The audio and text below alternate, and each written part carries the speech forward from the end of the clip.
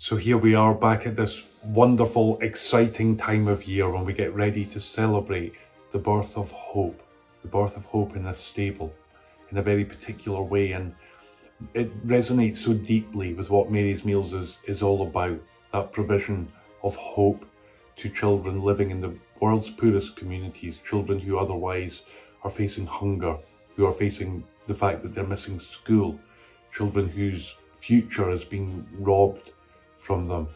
And through this simple gift of a daily meal in school, we're restoring that hope. We see it over and over again, how hope is born anew when Mary's Meals begins in a new community. So I just invite you to give hope this Christmas. Do not forget those children who are so often without a voice.